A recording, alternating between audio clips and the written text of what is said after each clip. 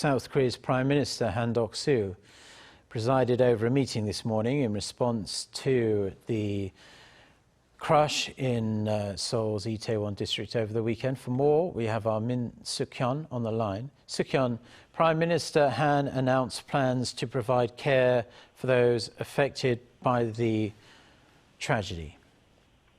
Yes, that's right, Mark. The government plans to actively support not only the bereaved family members and those injured, but also the public, including people who witnessed the horrific scenes on Saturday night. Prime Minister Han Deok-soo said those suffering from the traumatic event can receive help from the National Center for Disaster and Trauma or from Seoul Mental Health Welfare Center. At the meeting, he also stressed that a full investigation is underway. Take a listen. The National Police Agency is currently conducting an investigation to determine the cause of the accident. Based on this, we will come up with a plan to ensure the safety of citizens even at events like this, where there's no organisers to handle huge crowds. The government is also looking into cases abroad and consulting experts to draw up necessary safety measures.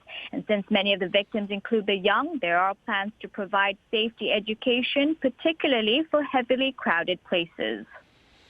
Okay, that sounds like a good idea. Now, the death toll from the crush, as we've been reporting, stands at around 155, some unconfirmed reports it might have gone up to 156, according to our previous report there. But how is the government helping with the funeral arrangements for the bereaved families who've lost their loved ones?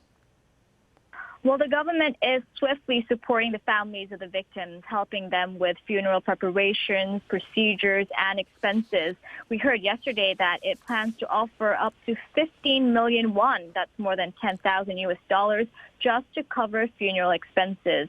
It's also providing one-on-one services so that the families can get immediate help or the necessary assistance they need. While most of the families have been matched with an official who can offer support, the government says there are delays in some areas outside of Seoul, but they are expected to be completed soon.